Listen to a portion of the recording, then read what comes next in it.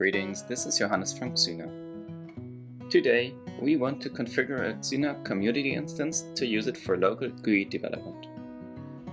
If you want to know how to get your own Xyna Community Instance, watch our other video for this.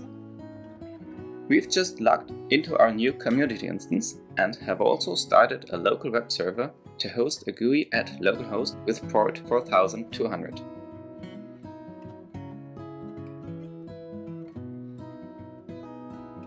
Although we send a correct login request, the authentication doesn't work. This is for two reasons. First one, cross-origin resource sharing, or short, CORS. Our server and website are running under different domains. Our server is running under the domain factory.xyna.com, but our website is hosted at localhost. So, the same origin policy prevents a successful communication between them. To get around this issue, we have to tell Xyna that requests from our origin localhost with port 4200 are safe. Xyna has a property for that called Access Control Allow Origin. We add the URL of our local website.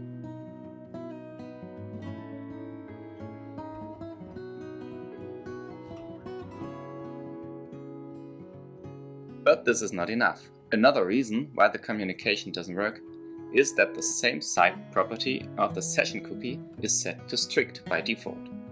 This is to prevent cross-site request forgery, or short, CSRF. It tells the cookie to only serve on requests where source and destination have the same origin. What we want is to allow cross-site requests, so we have to set the same site property to none. There's also a Xyna property for that, called cookie.samesite. After changing the value to none, we have to log out and log in again to get a fresh cookie with the desired samesite value. When we now open our locally hosted website, we are automatically logged in because the current session cookie is shared between the modeler and our local website, which is a locally hosted modeler in our case, but could be anything else. Now you can start to develop your website using your Xyna Community Instance as its backend. If you enjoyed watching this video, look for more videos inside our YouTube channel. Ta-ta and thanks for watching.